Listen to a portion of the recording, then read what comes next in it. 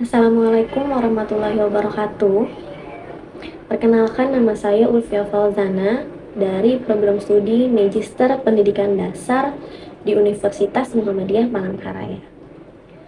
Video kali ini saya buat dalam maksud untuk memenuhi tugas mata kuliah Asesmen Pembelajaran Pendidikan Dasar dengan dosen pengampu Profesor Dr. Bulkani MPD. Nah, dalam video ini saya akan membahas bab 3 pada buku evaluasi pembelajaran karya Profesor Bulkani, di mana bab 3 ini berjudul instrumen pengukuran. Jadi dalam video ini nanti akan dibahas mengenai macam-macam instrumen pengukuran itu apa saja, kelebihannya bagaimana, kelemahannya bagaimana, sampai langkah-langkah cara membuat instrumen tersebut hingga nanti instrumen ini bisa dipakai untuk mengukur hasil belajar peserta didik. Sebelum kita membahas lebih jauh tentang macam-macam instrumen pengukuran hasil belajar, nah kita bahas terlebih dahulu tentang instrumen dan pengukuran itu sendiri. Yang pertama itu instrumen. Apa sih itu instrumen? Nah, instrumen itu kan adalah sebuah alat untuk melakukan sesuatu, tergantung nanti bidangnya apa. Misalkan yang akan kita bahas ini nanti instrumen pengukuran. Oh, berarti instrumen ini adalah artinya alat untuk mengukur. Atau misalkan di bidang lain, instrumen musik. Oh, berarti alat untuk menghasilkan suatu bunyi-bunyian. Nah, seperti itu. Jadi instrumen ini adalah sebuah alat atau perkakas. Lalu pengukuran. Apa itu pengukuran? Pengukuran ini kan asal katanya adalah kata ukur atau mengukur. Nah, mengukur apa? Yaitu adalah mengukur suatu objek. Bagaimana caranya mengukur objeknya? Yaitu dengan membandingkan ukuran suatu objek yang akan diukur itu tadi dengan menggunakan suatu alat ukur standar yang telah disepakati atau bisa dipercaya kehandalannya itu, bahwa nanti hasilnya itu akan benar, dapat dipertanggungjawabkan, seperti itu. Jadi alat standar yang bisa digunakan sebagai patokan. Misalkan sederhananya kita ingin mengukur sebuah panjang meja. Mengukur sebuah panjang meja, dengan alat apa kita bisa mengukur panjang meja ini, membandingkan ukuran panjang meja ini? Tentu alat yang bisa kita pakai, alat standarnya yang sudah menjadi patokan adalah sebuah meteran. Jadi dengan cara membandingkan ukuran meja dengan meteran itu tadi sebagai alat ukur. Seperti itu. Contoh lain, misalkan kita ingin mengukur berat badan, pastilah kita menggunakan alat ukur standarnya adalah timbangan. Nah, seperti itu juga nanti yang akan kita bahas ini adalah untuk mengukur hasil belajar peserta didik. Nah, berarti alat ukur yang akan kita pakai apa nih? Yang standar yang bisa dijadikan sebagai patokan untuk mengukur hasil belajar peserta didik itu tadi.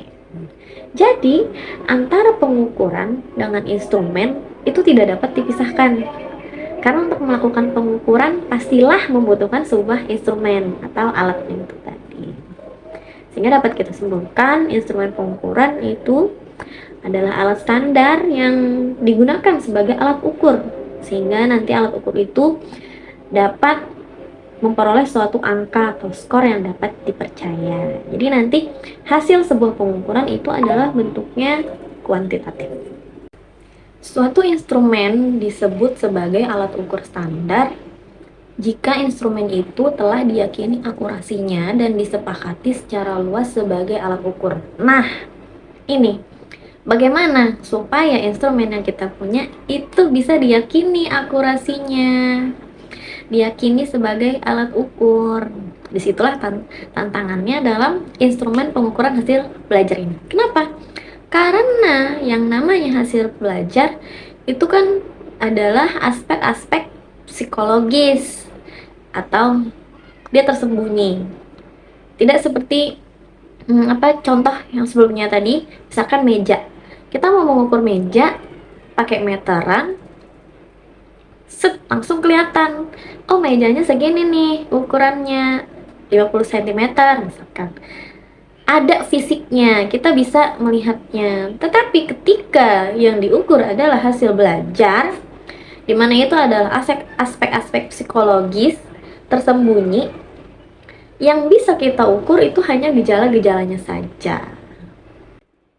Jadi tantangan utama dalam melakukan pengukuran terhadap hasil belajar peserta didik itu adalah bagaimana caranya kita bisa menghasilkan suatu instrumen yang handal atau dapat dipercaya.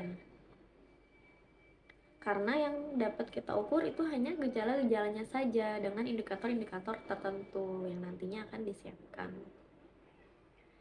Karena jika instrumen yang kita punya itu kurang handal, maka tentu saja skor hasil penelitiannya, skor hasil pengukurannya itu tidak dapat dipercaya atau kurang dapat dipercaya karena instrumennya kurang handal.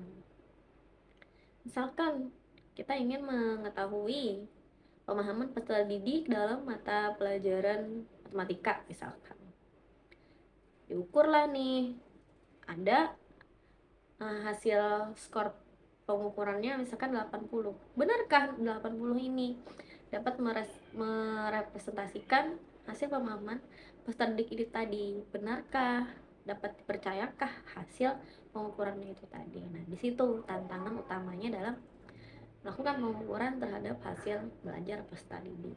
Bagaimana caranya kita dapat menggunakan atau kita mempunyai instrumen-instrumen yang benar-benar handal atau pasti dapat melakukan pengukuran untuk hasil belajar peserta didik.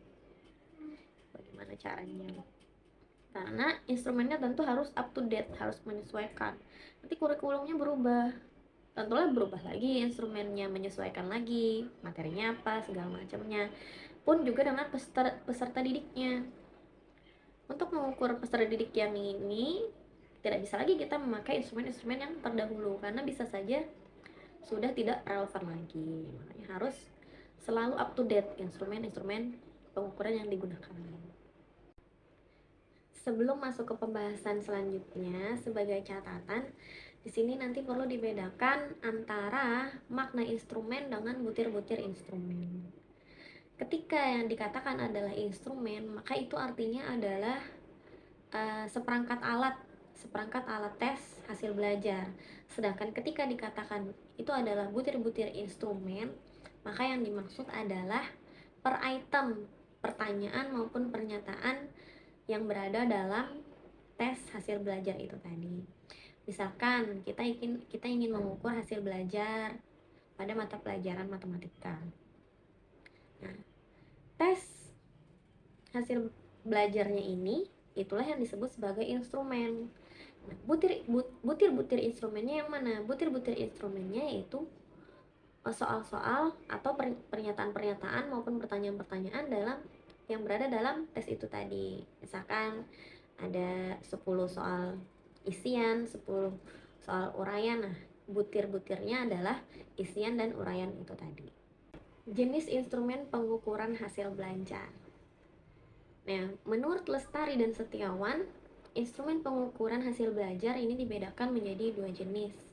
Yang pertama adalah tes dan yang kedua adalah non-tes. Di mana masing-masing keduanya ini bisa dipandang atau dilihat dari 2 sisi. Yang pertama, tes atau non-tes ini dilihat sebagai teknik pengukuran, dan yang kedua, tes ataupun non-tes ini dilihat sebagai alat ukur. Nah, yang pertama, ketika tes dan non-tes ini dipandang sebagai teknik pengukuran. Nah, teknik pengukuran ini didefinisikan sebagai suatu prosedur yang digunakan untuk mengukur hasil belajar. Jadi prosedurnya, teknik pengukuran ini prosedurnya. Pada tes, berarti prosedur yang dilakukan adalah mengukur hasil belajar kognitifnya. Pada non-tes, ada prosedur yang dilakukan untuk mengukur hasil belajar non-kognitifnya, seperti itu. Nah, yang kedua, ketika tes dan non-tes ini dipandang sebagai alat ukur. Nah, didefinisikan sebagai sekumpulan pertanyaan atau pernyataan yang digunakan untuk mengukur hasil belajarnya itu tadi. Masih sama ketika tes kognitifnya dan ketika non-tes adalah non-kognitifnya. Nah, ciri utamanya di mana? Ketika tes dan non-tes ini dipandang sebagai alat ukur. Itu dilihat dari pola jawaban peserta didik. Nah, untuk tes, ciri utamanya, jawaban peserta didik itu bisa bernilai benar atau bisa bernilai salah. Ketika peserta didiknya diberikan suatu pertanyaan atau pernyataan, itu nanti jawabannya bisa benar atau salah. Misalkan dalam mata pelajaran matematika, ditanyakanlah berapa jumlah dari 2 tambah 2 misalkan. Ketika dia menjawab 2 tambah 2 adalah 4, nah berarti itu adalah bernilai benar. Tetapi ketika dia menjawab selain 4, maka itu adalah bernilai salah. Seperti itu. Nah, umumnya hasil tesnya ini adalah kuantitatif. Nah, tetapi ketika pada non-tes, jawaban peserta didik ini semuanya bernilai benar. Tidak ada jawaban yang salah. Karena yang dinilai tadi adalah, karena yang dilihat itu tadi adalah non-kognitifnya. Misalkan, diberikan suatu pertanyaan. Seberapa sukanya kamu dengan pelajaran matematika? Misal, kalau ada diberikan rentang jawaban antara 1 sampai 5, 1 itu tidak suka, sampai 5 itu sangat suka. Nah, berapapun jawaban dari peserta didik itu adalah semuanya dianggap benar. Nah, jadi pada non-tes tidak ada jawaban salah. Di situ perbedaannya antara tes dan non-tes sebagai alat ukur. Bentuk-bentuk tes. Berdasarkan penggunaannya, tes ini dapat dibedakan menjadi 3. Tes tertulis, tes lisan, dan tes kinerja. Nah, yang pertama tes tertulis. Tes tertulis ini adalah pertanyaan yang diberikan secara tertulis kepada peserta. Nantinya dijawabnya harus secara tertulis juga. Lalu yang kedua, tes lisan. Tes lisan ini adalah pertanyaan yang diberikan kepada peserta didik. Itu bisa secara lisan juga atau bisa juga secara tertulis. Tetapi nantinya peserta didik itu harus menjawabnya secara lisan. Nah, yang ketiga ini adalah tes kinerja. Di mana tes kinerja ini adalah nantinya pertanyaan itu atau sebuah instruksi atau perintah itu diberikan kepada peserta didik secara tertulis atau secara lisan. Nah, dijawabnya adalah dengan praktek oleh peserta. Selain dilihat berdasarkan teknik penggunaannya, tes ini kalau dilihat dari kebebasan yang diberikan kepada peserta untuk menjawab pertanyaan juga bisa dibedakan menjadi 2, yaitu ada tes objektif dan tes subjektif. Ketika peserta itu diberikan kebebasan dalam menjawab, mengemukakan idenya, bisa dia mengemukakan idenya, maka tes itu adalah tes subjektif. Tetapi ketika jawaban-jawabannya sudah ditata, jadi tidak ada kebebasan oleh peserta untuk mengumumkan idenya, maka tes itu adalah tes objektif. Nah, yang akan kita bahas di sini adalah tes tertulis, di mana tes tertulis ini dapat dibedakan menjadi 5 berdasarkan bentuk pertanyaan dan pola jawaban peserta. Yang pertama ada tes pilihan ganda, yang kedua tes isian singkat, yang ketiga tes menjodohkan, keempat tes sebab akibat, dan yang kelima tes uraian. Tes pilihan ganda. Nah, tes pilihan ganda ini terdiri dari satu pertanyaan dan nantinya ada beberapa pilihan jawaban yang sudah disiapkan, sehingga peserta itu nanti tinggal memilih salah satu jawaban dari beberapa alternatif jawaban yang sudah disediakan. Jadi caranya itu kita membuat satu pernyataan yang utuh dulu, satu kalimat utuh dulu dibuat, lalu dicari kata kuncinya. Nah, kata kuncinya itulah dihilangkan sebagai soal. Nah, kata kuncinya dijadikan sebagai salah satu dari alternatif jawaban. Misalkan alternatif jawabannya ada 4. Berarti kata kuncinya itu kita taruh di salah satu, di A kah, di B, atau di C, atau di D. Nah, sisanya nanti sebagai pengecoh. Contohnya, misalkan ada sebuah kalimat utuh. Nama Presiden Republik Indonesia yang pertama adalah Insinyur Soekarno. Itu kalimat utuhnya. Kita ambil kata kuncinya. Yang mana? Dari situ bisa kita ambil, misalkan yang kita ambil kata kuncinya adalah Insinyur Soekarno. Berarti Insinyur Soekarno kita masukkan ke salah satu dari 4 alternatif jawaban itu. Misalkan Insinyur Soekarno kita taruh di jawaban D. Maka bunyi soalnya menjadi nama Presiden Republik Indonesia yang pertama adalah, Insinyur soalnya disimpan nih. Nah, tinggal mencari 3 alternatif jawaban lainnya. Di mana 3 alternatif jawaban lainnya ini juga harus homogen atau sama dengan Insinyur Soekarno ini. Maksudnya ya, Insinyur Soekarno kan sebuah nama ya. Berarti paling tidak 3 lainnya juga adalah nama-nama tokoh. Bisa kita tulis misalkan Soeharto,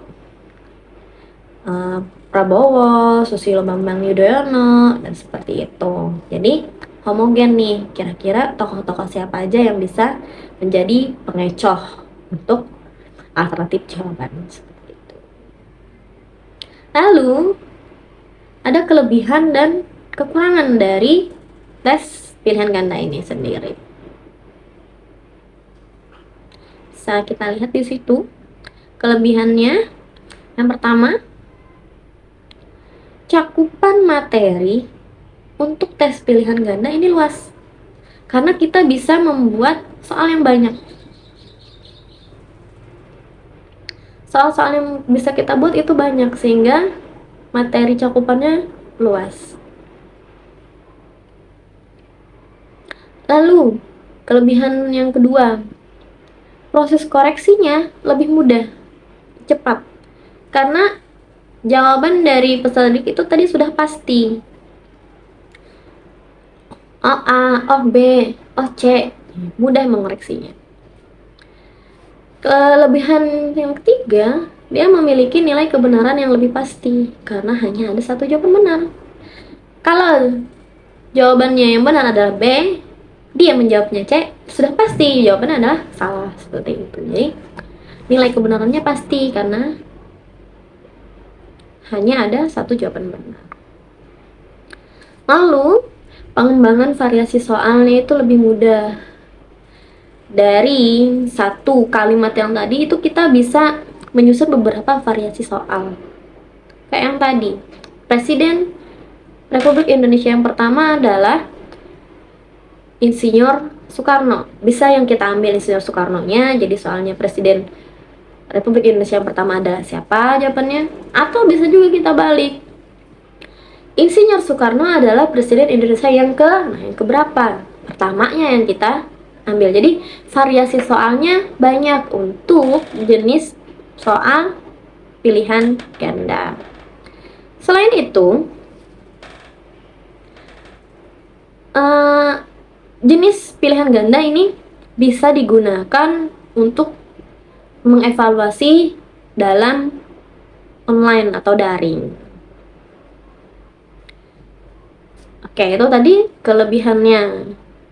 Kalau kelemahannya, kelemahan dari tes dalam bentuk pilihan ganda, yang pertama, karena jawabannya tadi sudah disiapkan, peserta didik tinggal memilih salah satu, maka pilihan ganda ini hanya cocok untuk mengukur aspek-aspek kognitif yang sederhana, hanya pada C1 atau C2 saja. Tidak bisa untuk mengukur aspek-aspek kognitif yang lebih kompleks. Lalu kelemahan yang kedua, waktu membutuhkannya untuk menyusun ini lama. Makanya biasanya sering tuh dikatakan bahwa soal pilihan ganda ini guru bikinnya seharian, murid mengerjakannya 1 jam pun tidak sampai. Seperti itu ya. Karena memikirkan pilihannya apa, segala macam dan lain sebagainya. Nah itu di kelemahan yang selanjutnya tuh. Adanya kesulitan menyusun pengecoh atau dikstraktor yang homogen atau mirip dengan alternatif jawabannya. Kita harus mencari dulu jawabannya yang homogen apa untuk bisa mengecoh itu tadi. Misalkan kayak tadi Insinyur Soekarno, bisa ditulis juga Muhammad Hatta, Susilo Bambang Yudhoyono. Jadi tokoh-tokoh yang memang berkaitan dengan masa-masa kepresidenan, baik tokoh-tokoh di sekitar Insinyur Soekarno atau presiden-presiden selanjutnya itu bisa menjadi pengecoh dalam pilihan jawaban soal yang seperti di awal tadi. Nah, ada juga yang sulit, misalkan kita membuat soal pilihan ganda materi matematika. Nah, mencari pengecoh, ini kita harus mencoba satu persatu. Misalkan, soalnya adalah peserta didik disuruh menentukan volume sebuah bangun ruang. Anggaplah disuruh menghitung volume prisma segitiga. Seperti itu. Nah, ketika soalnya dituntut untuk menghitung prisma segitiga, di pilihan jawaban atau di alternatif jawaban, kita bisa tuh memasukkan di pengecoh jawaban benar dengan menggunakan rumus luasnya kah misalkan, atau dengan rumus volume yang lain kah, dengan memperkirakan kemungkinan peserta didik itu bisa salah rumus kah atau salah hitung dan sebagainya. Atau misalkan pada materi bilangan bulat, jika ada pertanyaan misalkan negatif 2 dikurang 5, berapa jawabannya? Nah, pilihan-pilihan yang kemungkinan bisa menjadi distraktor itu harus dicoba satu persatu kalau dalam matematika.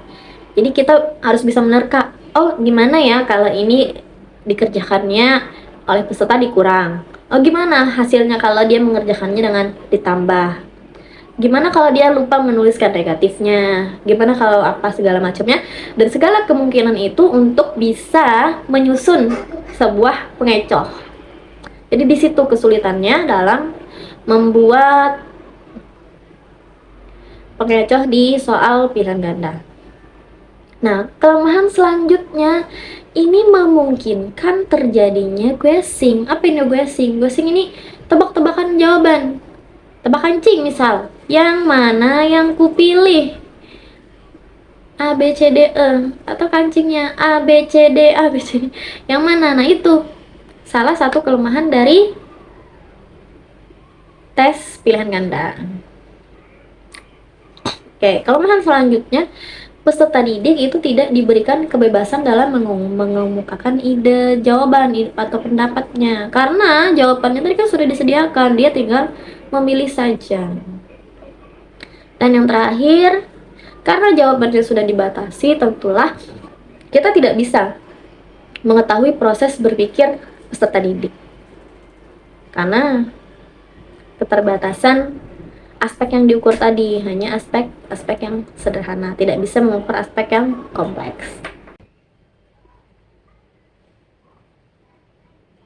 Yang kedua ada tes isian singkat.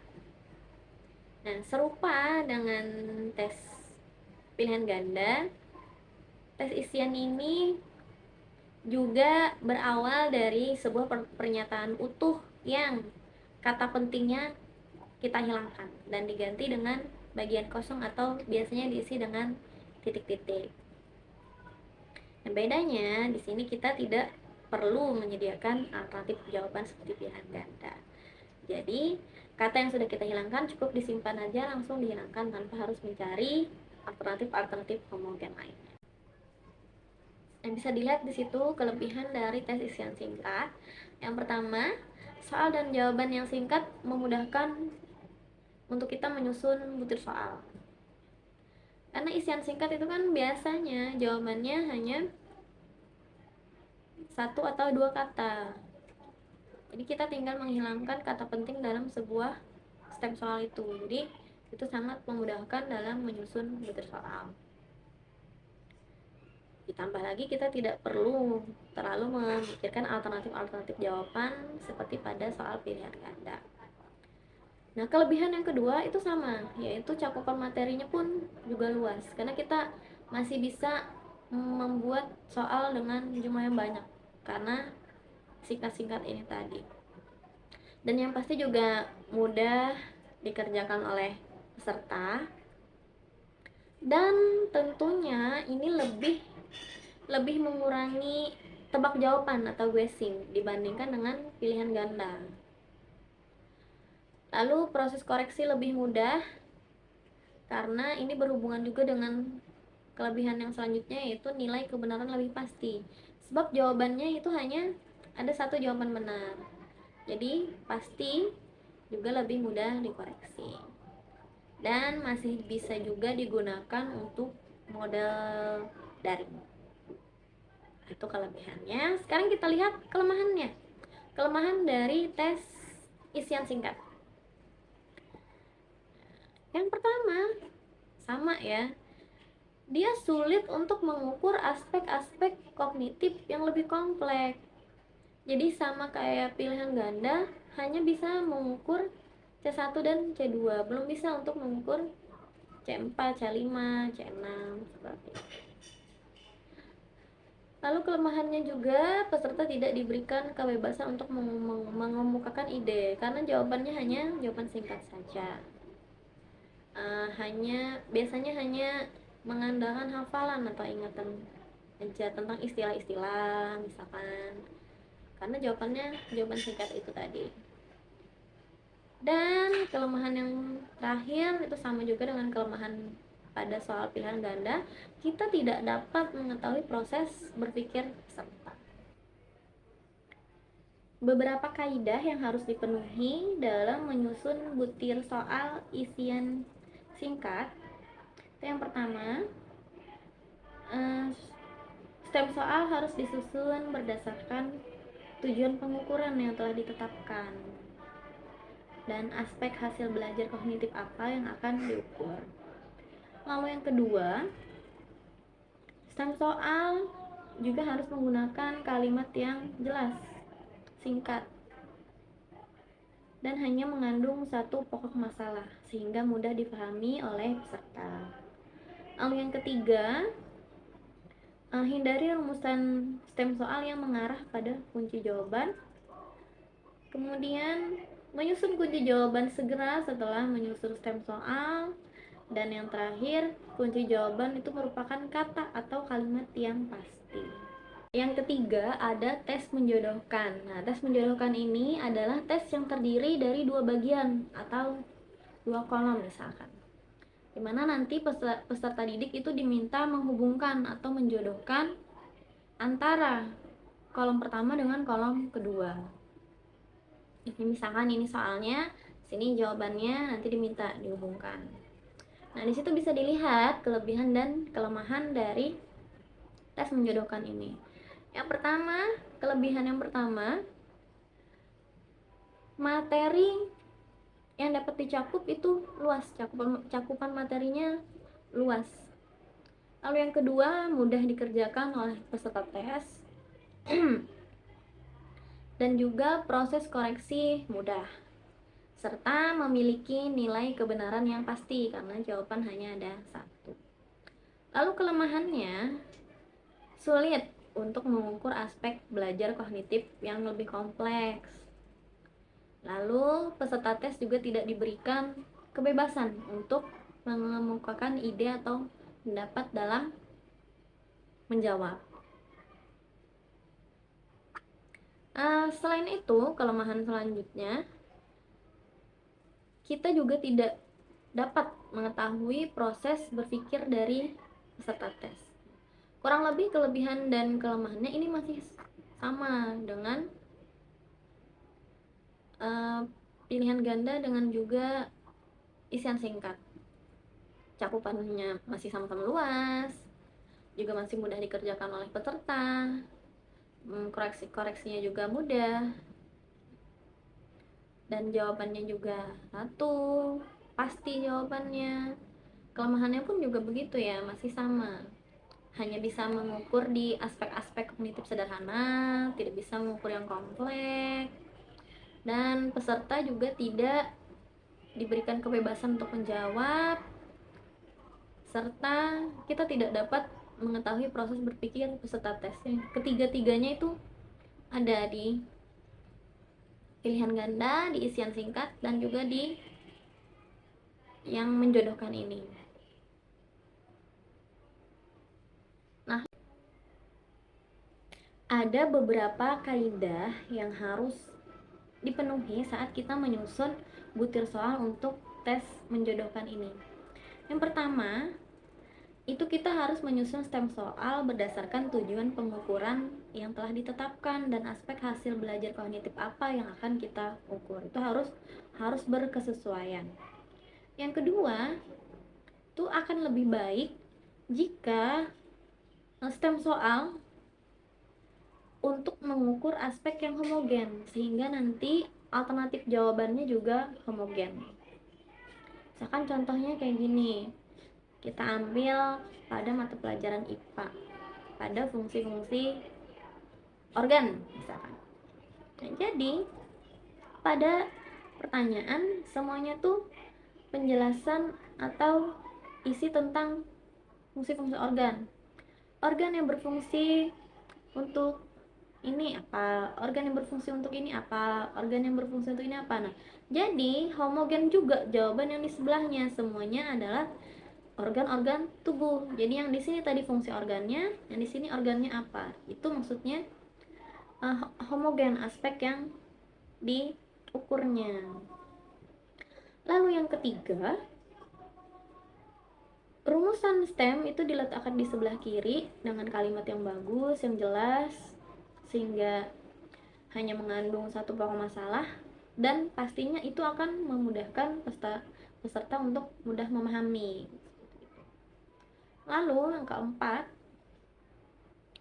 kunci jawaban juga harus segera disusun setelah menyusun stem soal.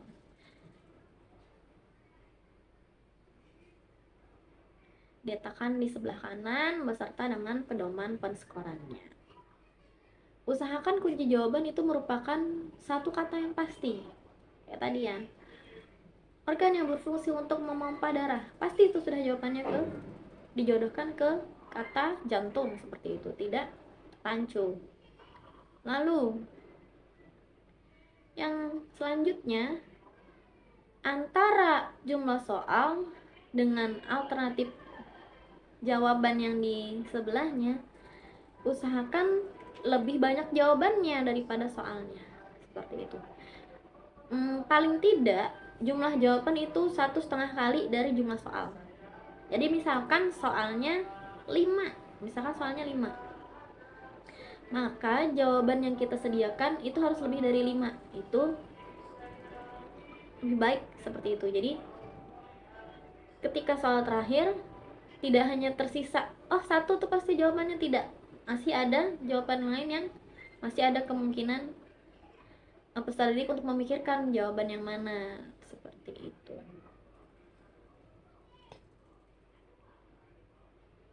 Dan ketika butir soal yang kita buat itu banyak, lebih dari 1 halaman, usahakan jawaban pada soal itu masih dalam halaman yang sama.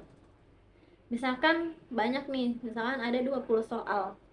Nah, satu halaman itu memuat 12 soal misalkan. Soal nomor 13 sampai nomor 20 ada di halaman selanjutnya. Nah, usahakan soal 1 sampai 12 itu jawabannya pun ada di halaman yang sama itu juga, tidak ke halaman selanjutnya. Karena itu akan menyulitkan peserta didik untuk melihat ke halaman selanjutnya lagi dan untuk menarik garis untuk menjodohkannya. Seperti itu. Yang keempat ada tes sebab akibat. Nah, tes sebab akibat ini merupakan tes yang menganalisis keterkaitan antara pernyataan pada satu bagian soal dengan pernyataan pada bagian yang lainnya. Jadi soalnya tuh terdiri ada soal, ada alternatif jawaban. Ada alternatif jawaban juga nih, ada A, B, C, dan D. Nah, tapi soalnya itu nanti disusun dalam dua bagian. Bagian pertama menyatakan sebab, dan bagian kedua itu menyatakan akibat. Jadi nanti peserta didik itu akan diminta untuk menganalisis, benarkah pernyataan pertama, benarkah pernyataan kedua, dan adakah hubungan sebab akibat antara pernyataan pertama dengan pernyataan kedua ini tadi. Seperti itu. Contoh misalkan ada butir soal, ibu kota negara Republik Indonesia adalah Jakarta. Lalu pernyataan yang kedua, proklamasi kemerdekaan Republik Indonesia dilakukan pada tanggal 17 Agustus 1945. Nah, itu kan soalnya terbagi dalam dua bagian, yaitu kalimat sebab dan kalimat akibat misalkan. Nanti di pilihan jawaban itu peserta didik diminta memilih kalimat pertama benar, kalimat kedua benar, dan keduanya memiliki hubungan sebab akibat. Misal itu yang A. Misalkan yang B, kalimat pertama benar, kalimat kedua benar, namun keduanya tidak memiliki hubungan sebab akibat. Lalu pilihan yang C, kalimat pertama benar, kalimat kedua salah misal. Atau yang D, kedua kalimat itu adalah kalimat yang bernilai salah. Nah, seperti itu misalkan. Jadi peserta didik diminta untuk menganalisis dari soal itu manakah jawaban yang benar. Nah, bisa dilihat di situ kelebihan dan kelemahannya.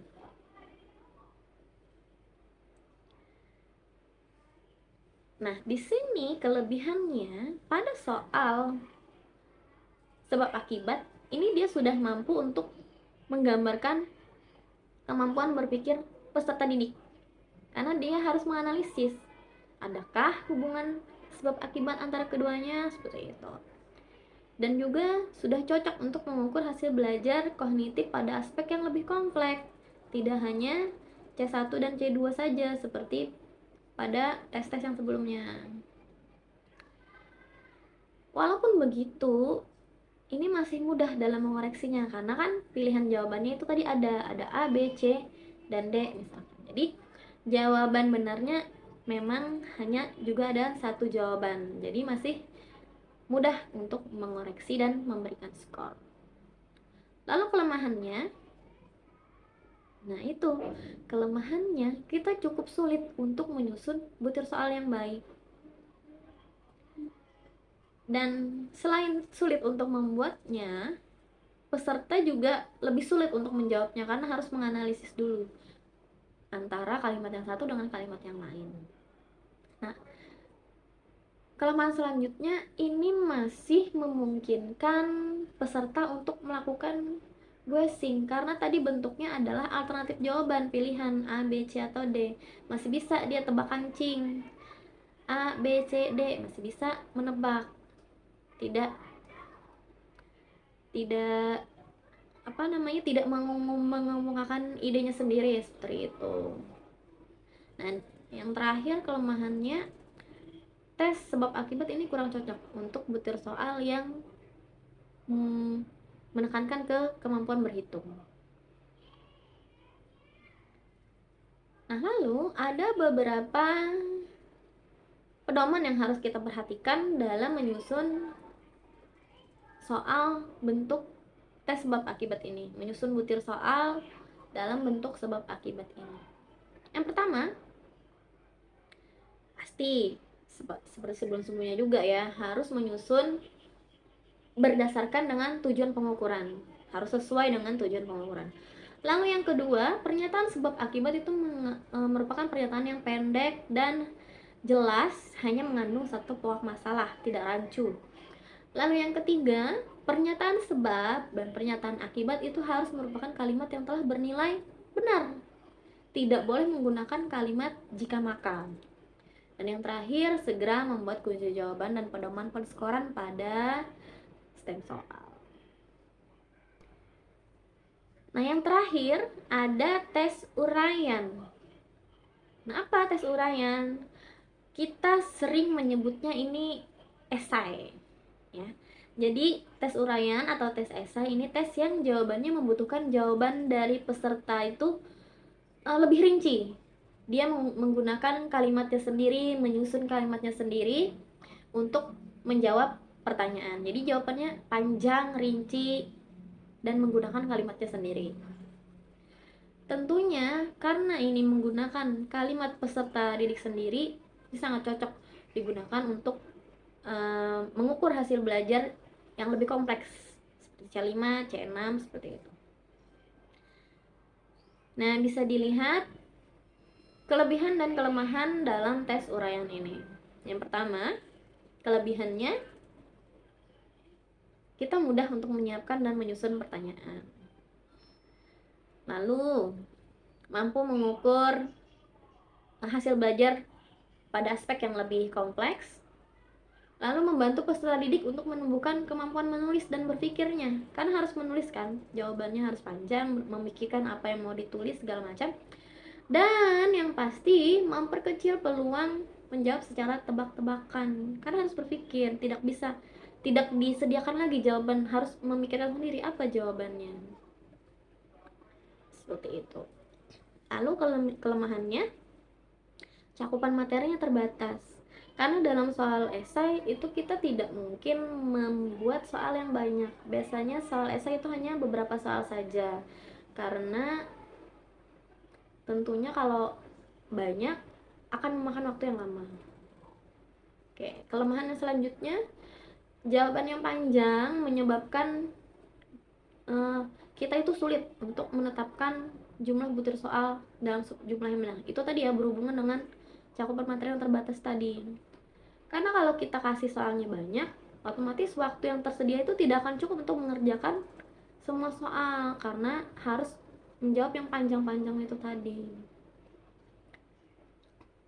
Kemudian kelemahan selanjutnya, waktu untuk menjawabnya relatif lama, ya, karena membutuhkan menulis, menguraikan dengan kalimat sendiri itu tadi.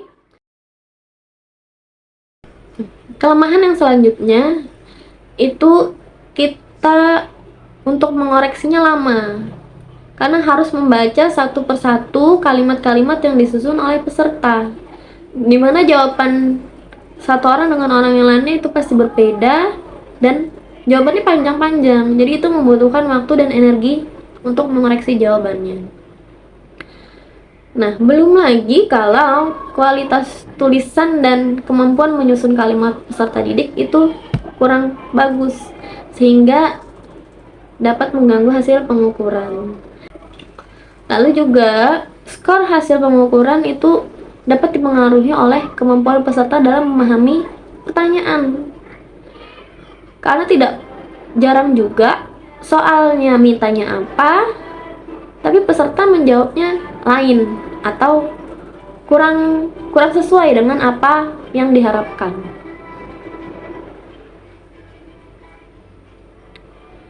Dan memungkinkan terjadinya ada yang namanya halo effect. Nah, apa itu halo effect?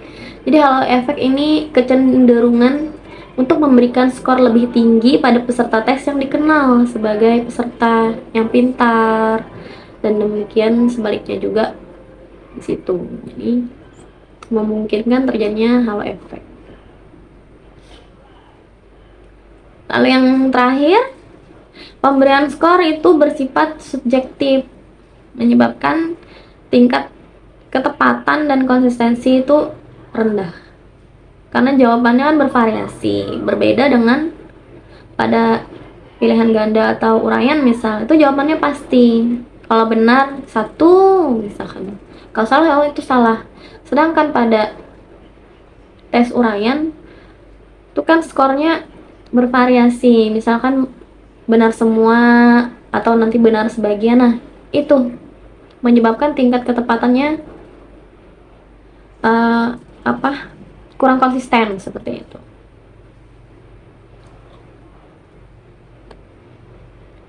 Ada beberapa kaidah juga yang harus diperhatikan ketika kita menyusun butir soal dalam bentuk uraian. Yang pertama, pastilah butir soal harus sesuai dengan tujuan pengukuran. Yang kedua, uraian ini digunakan sesuai dengan karakteristik peserta dengan materi yang diajarkan. Lalu yang ketiga, kalimat pertanyaannya harus singkat, jelas, dan hanya mengandung satu pokok masalah saja, sehingga tidak menimbulkan interpretasi ganda. Menghindari kalimat-kalimat seperti apa yang Anda ketahui, coba jelaskan, dan semacamnya, atau kalimat-kalimat yang mengandung ketidakpastian. Selanjutnya, hindari melakukan copy paste kalimat dari buku atau teks yang telah ada, karena dapat meningkatkan peluang peserta tes itu untuk menyontek atau menebak jawaban yang dianggap paling tepat. Lalu menyusun kunci jawaban dan pedoman penskoran segera setelah selesai butir soal dibuat. Dan terakhir, jangan memberikan kesempatan kepada peserta tes untuk memilih beberapa butir tes untuk dijawab, karena hal itu menyebabkan bias pengukuran. Maksudnya, misalkan kita menyediakan 5 soal, nanti peserta diminta silahkan pilih 3 soal untuk dikerjakan dari mana, itu tidak. Nah, yang kita bahas selanjutnya di sini adalah bentuk-bentuk non-tes. Dimana di awal tadi ada kita bahas sedikit bahwa non-tes ini adalah hasil pengukurannya itu bersifat selalu benar. Nah, bentuk-bentuk non-tes sendiri itu ada 4. Yang pertama ada angket atau kuesioner, lalu ada wawancara, dokumentasi, dan yang keempat ada observasi. Bentuk non-tes yang pertama itu adalah angket. Nah, apa angket itu? Angket itu adalah sejumlah pertanyaan atau pernyataan tertulis yang diberikan kepada sekelompok orang. Biasanya orang-orangnya ini disebut sebagai responden. Jadi diberikan suatu pertanyaan tertulis untuk dijawab atau direspon gitu secara tertulis juga. Nah, dengan kata lain, angket ini pada dasarnya adalah wawancara tertulis. Karena memberikan pertanyaan kepada responden lalu nanti dijawab, jadi sebagaimananya angket ini juga butir soalnya terdiri atas 2 bagian, yaitu bagian stem soal dan bagian jawabannya.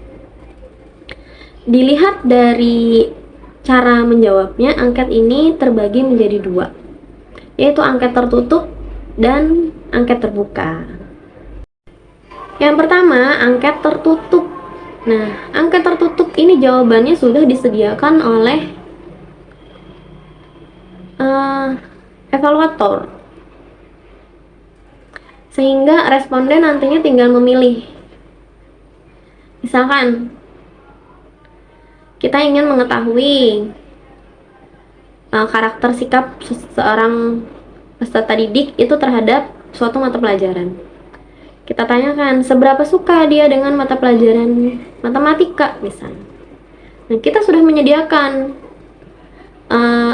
dari 1 sampai 5 misalkan. Dia tinggal menandai atau menconteng antara 1 sampai 5 itu seberapa suka dia dengan pelajaran matematika, seperti itu. Jadi itu yang dimaksud dengan angket tertutup. Jawabannya telah disediakan. Nah, bisa kita lihat di situ kelebihan dan kelemahan dari angket tertutup.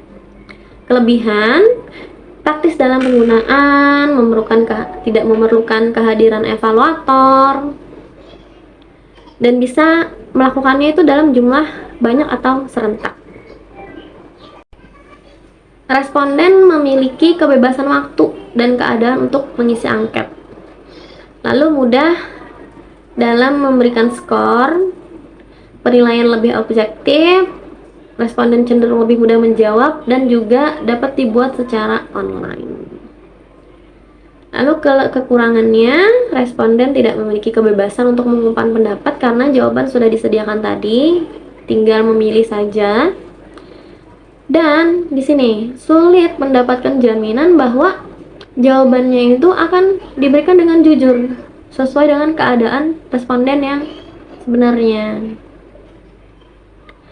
Kadangkala juga tidak semua responden itu bersedia untuk mengisi ataupun mengembalikan angket. Jadi kita kan membagikan angket, minta diisikan, bisa saja mereka bawa pulang. Nah, kadangkala itu angketnya bisa tidak kembali atau mereka tidak mengisinya seperti itu. Lalu tergantung juga dengan karakteristik responden, misalnya kemampuan membaca atau memahami pertanyaannya. Dan yang terakhir terdapat peluang vakabilitas. Vakabilitas ini sendiri itu kecenderungan responden untuk menjawab sesuatu yang menyenangkan evaluator. Jadi misalkan aku jawab yang bagus-bagus aja gitu, seperti itu, untuk menyenangkan si evaluator. Nah, ada beberapa kaidah juga yang harus diperhatikan dalam menyusun angket tertutup. Yang pertama, menyusun pertanyaan sesuai dengan tujuan pengukuran. Lalu, memberikan petunjuk pengisian angket secara jelas di awal.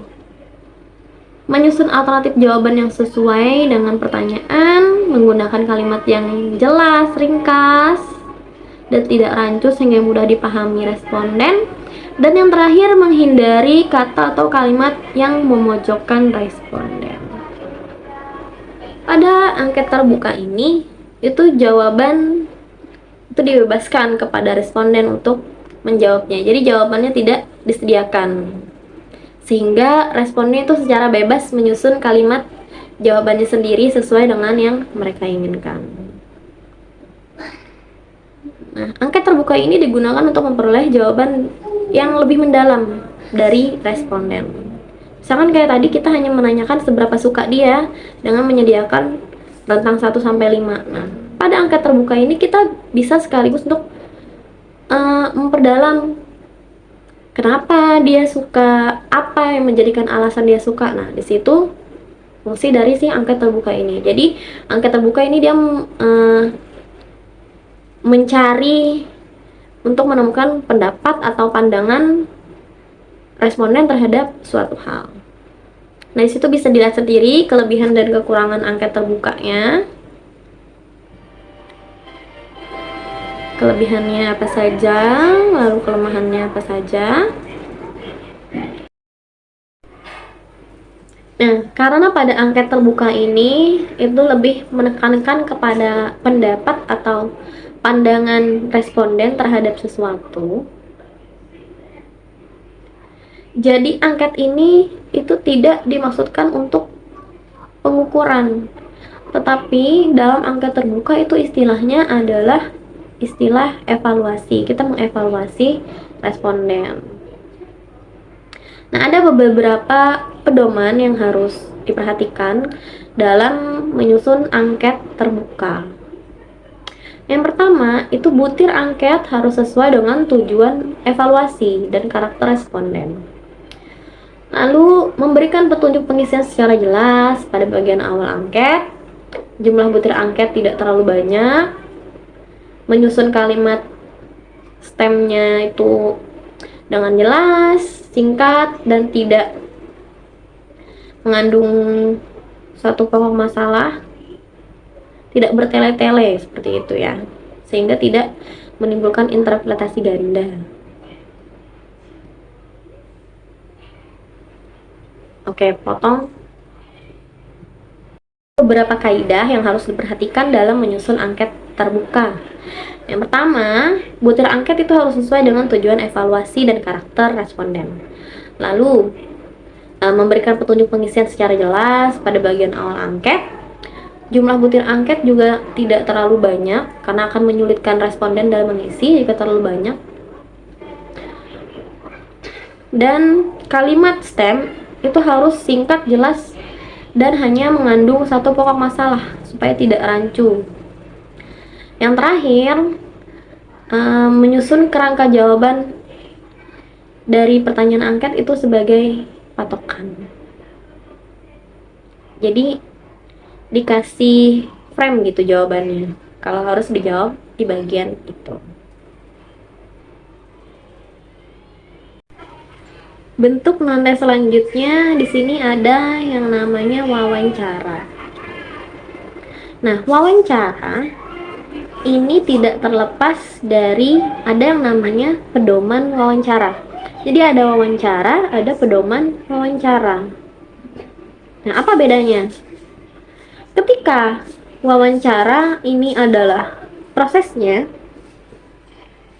evaluator menanyakan pertanyaan-pertanyaan lisan yang nantinya juga akan dijawab secara lisan oleh responden. Itu wawancaranya, teknik pengukurannya. Nah, sedangkan pedoman wawancaranya ini adalah sebagai instrumen.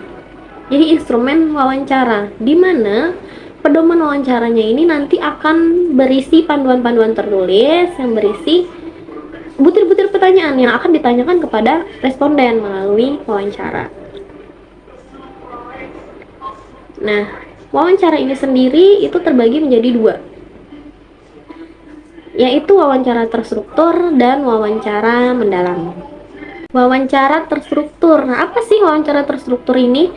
Wawancara terstruktur ini adalah wawancara yang dimana jawaban dari responden itu sudah diarahkan oleh evaluator.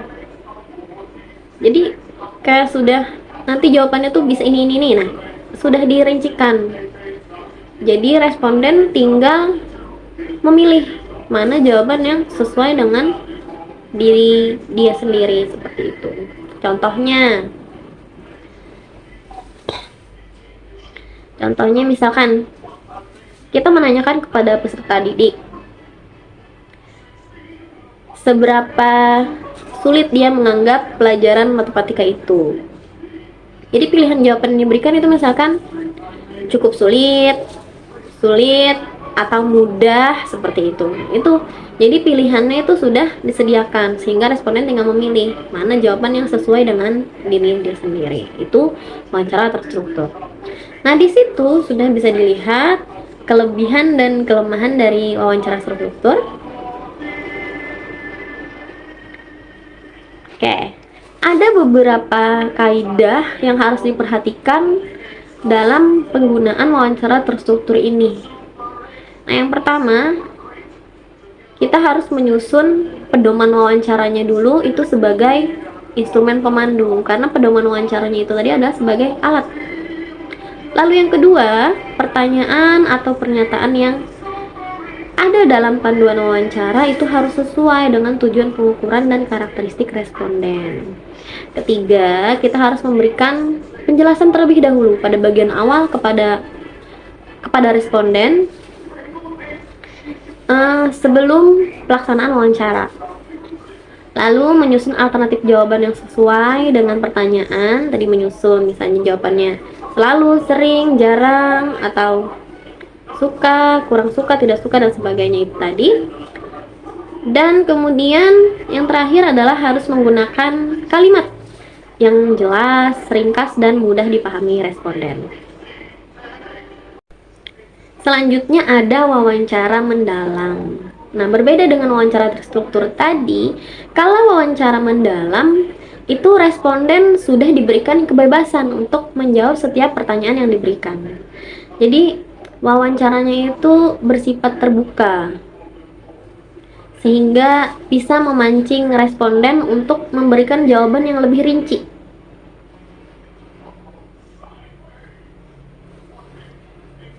Biasanya menanyakan pendapat atau alasan atau apa seperti itu.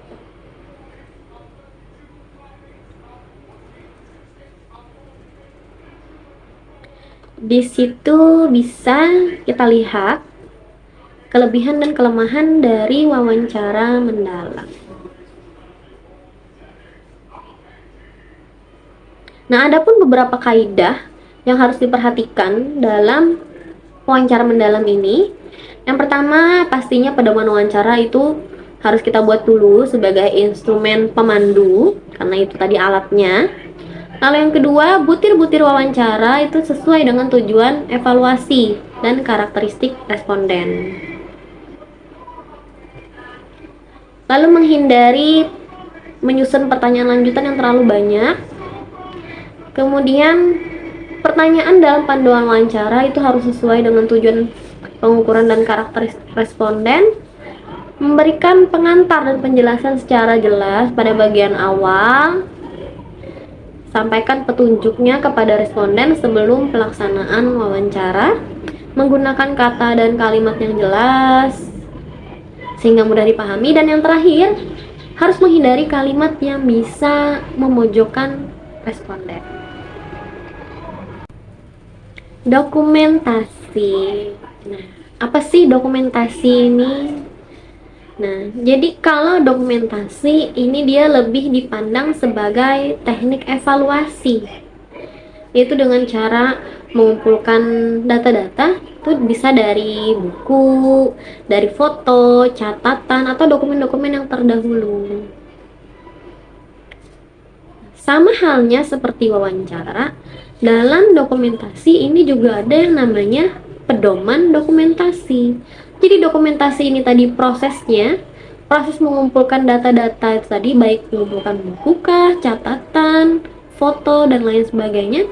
Dan ada yang namanya pedoman dokumentasi, di mana pedoman dokumentasi ini sebagai instrumen agar kita sebagai evaluator itu tahu apa saja sih yang perlu dikumpulkan di lapangan, nanti kebutuhannya apa saja. Seperti itu sebagai pedoman panduan awalnya. Nah, bisa dilihat selanjutnya ini ada kelebihan dan kelemahan dari dokumentasi. Nah, adapun kaidah yang harus diperhatikan dalam penggunaan teknik dokumentasi ini, khususnya dalam menyusun panduan dokumentasi, yaitu yang pertama pasti kita harus menyusun pedoman dokumentasinya terlebih dahulu yang sesuai dengan tujuan evaluasi dan karakteristik responden. Lalu penyusunan pedoman dokumentasi ini dijadikan sebagai panduan awal dan dapat dikembangkan sesuai dengan kebutuhan pengukuran. Membuat daftar checklist mengenai dokumen apa saja yang telah kita kumpulkan dan mana yang belum kita kumpulkan. Terakhir, mengingat banyaknya dokumen yang tersedia, itu kita harus bisa memilih benar-benar mana dokumentasi yang benar-benar relevan sesuai dengan tujuan evaluasi. Bentuk non-tes yang terakhir adalah observasi.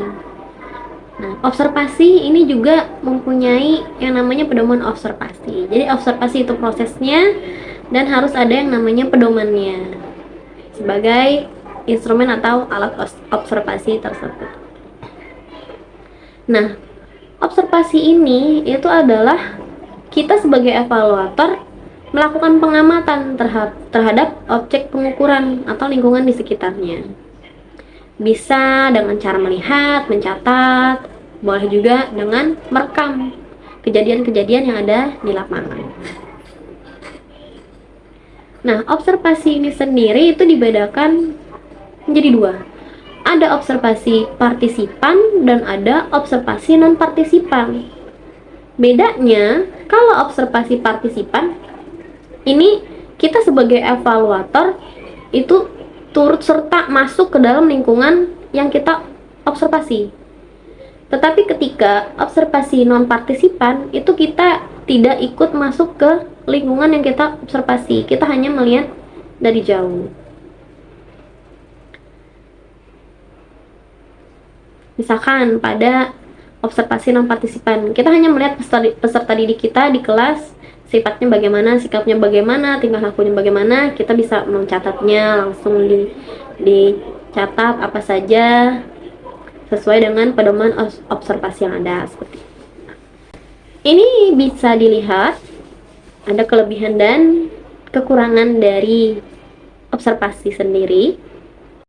Nah, setelah kita membahas apa-apa saja bentuk-bentuk instrumen pengukuran hasil belajar itu tadi, Selanjutnya yang akan dibahas di sini mengenai langkah-langkah penyusunan instrumen pengukuran itu sendiri. Nah, bagaimana langkah-langkah kita untuk bisa menyusun instrumen yang bagus, yang benar, yang sesuai dengan standar yang seharusnya, yang layak, yang andal, yang bisa menghasilkan hasil pengukuran yang benar sesuai standar, seperti itu. Nah, secara garis besar ada 3 langkah dalam menyusun instrumen pengukuran.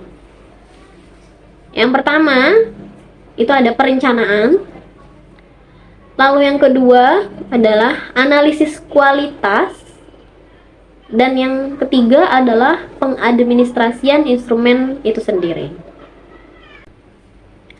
Langkah yang pertama dalam penyusunan instrumen itu yang pertama adalah tahap perencanaan. Nah, di mana tahap perencanaan ini sendiri itu terdiri dari beberapa tahapan lainnya. Yang pertama, ada yang namanya menentukan tujuan pengukuran. Nah, ini yang paling penting, tahap yang paling penting dalam perencanaan instrumen. Karena kita harus tahu arahnya pengukuran ini kemana, apa yang akan diukur, apa saja, aspek-aspek apa saja yang akan kita ukur.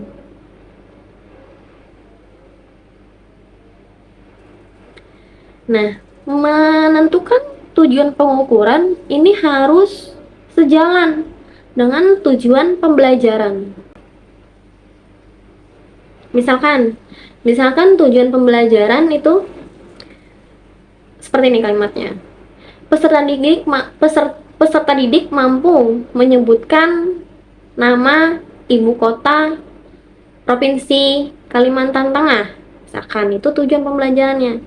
Nah, pada tujuan pengukuran berarti kita bisa membuatnya mengetahui kemampuan peserta didik untuk menyebutkan nama ibu kota provinsi Kalimantan Tengah.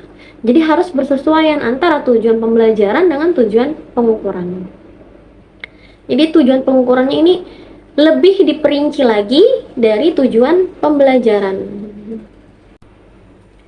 Nah, setelah menentukan tujuan pengukuran, selanjutnya itu kita menentukan aspek hasil belajar apa yang akan kita ukur. Misalkan pada aspek kognitif, apa yang mau kita ukur? C1 kah, C2 kah, C3 kah, atau apa? Begitu juga dengan sikapnya dan lain sebagainya. Yang mana yang akan kita ukur. Jadi itu nanti akan menyesuaikan dengan instrumennya. Misalkan kita ingin mengukur aspek kognitif. Jadi jenis instrumen yang kita pakai bisa menggunakan tes.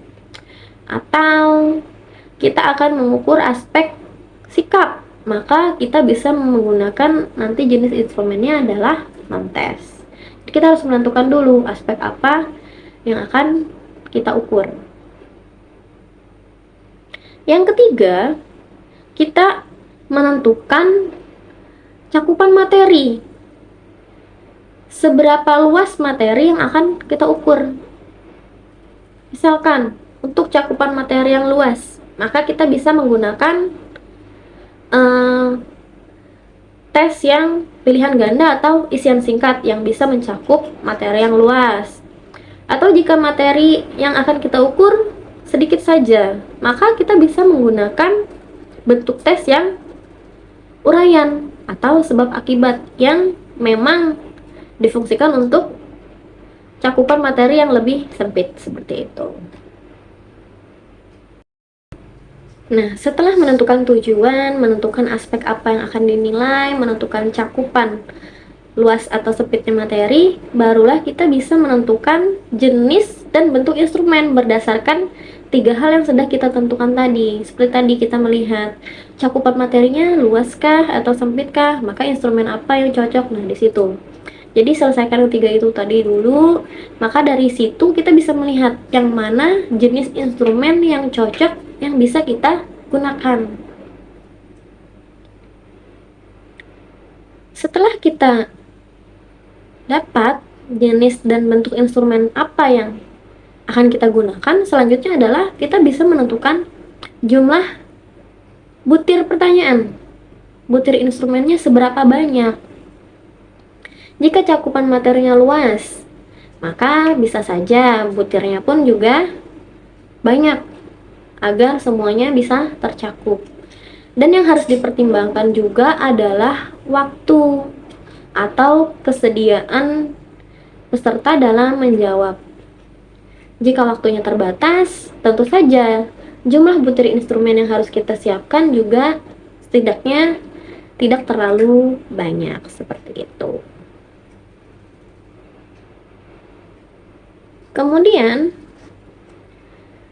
yang terakhir dari proses perencanaan itu adalah menyusun kisi-kisi dan butir instrumen itu sendiri. Nah, seperti apa langkah menyusun kisi-kisi dan butir instrumen ini?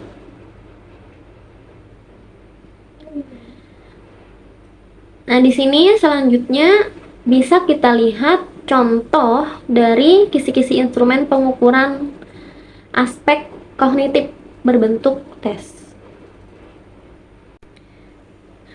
Pada tabel contoh kisi-kisi butir instrumen di atas, itu kita bisa melihat bahwa sangat penting untuk menjaga kesesuaian antara tujuan pengukuran dengan aspek-aspek apa saja yang akan kita ukur, serta butir pertanyaan yang akan kita pakai dalam instrumen pengukuran itu nanti.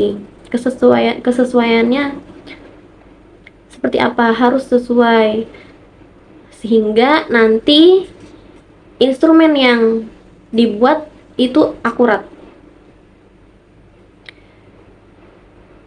Nah, tabel kisi-kisi ini itu bisa dikembangkan lebih lengkap lagi sesuai dengan keadaan dan kebutuhan kita masing-masing. Misalkan bisa saja di situ kita tambahkan sebelumnya ada tujuan pembelajaran dulu kah sebelum tabel tujuan pengukuran. Bisa juga ditambahkan pedoman perskoran di kisi-kisi instrumen ini. Nah, penyusunan kisi-kisi instrumen ini menjadikan kita sebagai evaluator itu bisa lebih yakin lagi bahwa butir-butir instrumen yang kita pakai untuk mengukur ini nantinya bisa berfungsi secara maksimal dan hasilnya adalah akurat seperti itu. Nah, setelah kisi-kisi ini selesai dibuat, langsung saja kita rangkai jadi sebuah instrumen pengukuran, dituliskan dengan benar butir soalnya sesuai dengan apa yang sudah kita buat di kisi-kisi. Nah, setelah tahap perencanaan selesai, maka kita bisa melanjutkan ke tahap yang kedua, yaitu tahapan analisis kualitas instrumen. Karena kita ingin kualitas yang baik dari instrumen yang kita buat ini tadi, agar hasilnya tadi juga akurat atau sesuai standar. Nah, jadi sebelum instrumen pengukuran yang kita buat itu digunakan atau nanti digunakan atau mau disimpan dulu untuk keperluan yang mendatang, maka instrumen yang kita buat ini itu harus melalui pengujian kualitas instrumen dulu agar bisa terpercaya. Nah, uji kualitas instrumen yang bisa kita lakukan itu apa? Nah, di sini yang pertama, uji yang bisa kita gunakan itu adalah uji pakar atau peer review. Ini untuk memperoleh instrumen yang pastinya handal. Karena dengan pengujian pakar ini maka kualitas instrumen itu kita dapat ditingkatkan lagi akurasinya oleh pakar-pakar atau penilaian teman sejawat yang memang berguna sebagai pembanding terhadap instrumen yang sudah kita susun. Nah, asumsi dasar yang dipakai dalam uji pakar ini adalah semakin banyak pakar atau teman sejawat yang ikut menelaah instrumen yang kita susun, maka semakin kecil kekeliruan yang mungkin terjadi. Karena sehingga Misalkan hanya kita yang menelaah instrumen yang kita buat. Bisa saja kita merasa, oh sudah bagus nih, makanya kita perlu peer review. Ibaratnya meminta pendapat orang lain untuk bisa ikut menelaah instrumen yang kita buat, sehingga ada pembanding untuk bisa lebih memperbaiki atau memberikan masukan terhadap instrumen yang kita buat tadi. Nah, pakar atau teman sejawat yang kita jadikan sebagai preview instrumen kita ini juga haruslah orang yang benar-benar bisa kita anggap paham tentang evaluasi pembelajaran, bukan hanya sekedar oh teman sejawat, ayo kita lihat ini bagaimana instrumennya, tapi juga kita benar-benar harus meyakinkan bahwa orang yang mereview instrumen yang kita buat itu benar-benar orang yang lebih paham tentang evaluasi pembelajaran. Untuk itu biasanya bisa digunakan para dosen atau guru-guru senior yang memang memiliki keahlian di bidang evaluator. Nah, di sini ada tabel tentang kategori analisis mengenai aspek-aspek apa saja sih yang biasanya dilihat dalam uji pakar. Jadi di situ kita nanti dilihat kesesuaian instrumen kita itu, sesuaikah tujuannya dengan tujuan pembelajaran, sesuaikah dengan tujuan pengukuran, bahasa yang digunakannya bagaimana, lalu kunci jawabannya sesuaikah, pemberian skornya sudah paskah atau belum. Nah, di situ pakar-pakar atau teman sejawat itu mengisi lembar validasi dari instrumen pengukuran kita. Nah, hasilnya ini itu untuk menentukan butir-butir instrumen kita itu yang mana yang baik, yang mana yang harus direvisi.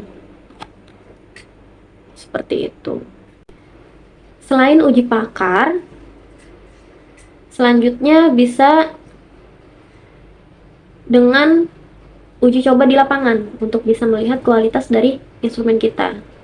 Jadi misalkan sudah dilakukan uji pakar, bisa diteruskan dengan uji coba di lapangan supaya lebih meyakinkan lagi tentang kualitas instrumen yang kita susun ini. Nah, untuk uji coba di lapangan, jika pengukurannya itu menggunakan sampel, maka kelompok yang menjadi kelompok uji coba itu adalah populasinya. Misalkan di sekolah itu ada kelas paralel, misalkan kelas 6A, 6B, 6C seperti itu. Maka ketika yang menjadi kelas pengukuran itu adalah kelas 6C, maka kita bisa melakukan uji coba lapangan itu di kelas 6A ataupun 6B.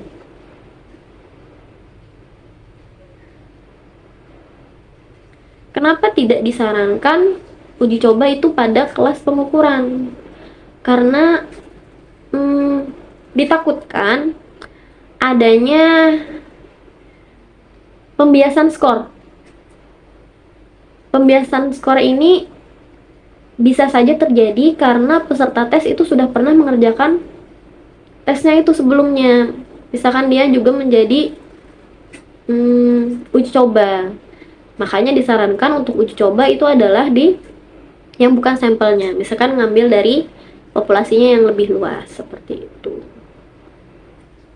Nah, dari hasil uji coba di lapangan, itu nanti kita akan melihat butir-butir mana saja dari instrumen kita yang bagus untuk digunakan, yang harus direvisi, ataupun yang harus dibuang. Nah, yang terakhir dari analisis kualitas instrumen, ini tentu saja adalah merevisi instrumen jika dibutuhkan. Dari hasil uji pakar dan dari hasil uji coba di lapangan, tadi kan kita mendapatkan hasil. Butir-butir mana saja yang layak dipakai, butir-butir mana yang harus direvisi, mana yang harus dibuang. Nah, yang harus direvisi itu bisa kita lakukan revisi. Nggak baik, maka kita sebagai evaluator itu dapat melakukan penataan administrasi terhadap instrumen tersebut. Nah, pilihannya ada dua. Ini nanti langsung digunakan atau bisa pula disimpan atau diarsipkan terlebih dahulu.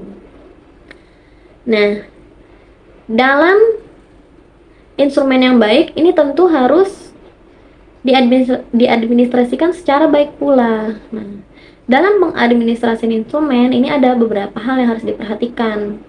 Yang pertama, pengetikan instrumen itu secara rapi. Lalu instrumen digandakan sesuai dengan jumlah yang dibutuhkan. Menyiapkan sistem distribusi instrumen, menyiapkan sistem pengumpulan kembali instrumen kepada evaluator, menyiapkan sistem atau cara penskoran, dan yang terakhir pengarsipan instrumen dan hasil pengukuran serta penilaian ke dalam bank soal. Nah, itulah tadi pembahasan tentang instrumen pengukuran. Yang sudah kita bahas yaitu jenis-jenis instrumen pengukuran itu apa saja. Ada yang bentuk tes, ada yang bentuk non-tes, sampai kita bahas mengenai langkah pembuatan instrumen pengukuran itu sendiri, sehingga sampai pada tahap akhirnya bisa kita gunakan. Terima kasih kepada teman-teman yang telah menyaksikan video ini. Kritik, saran, maupun masukan dari teman-teman tentunya sangat berarti sebagai pembelajaran untuk saya ke depannya. Sekian dari saya. Wassalamualaikum warahmatullahi wabarakatuh.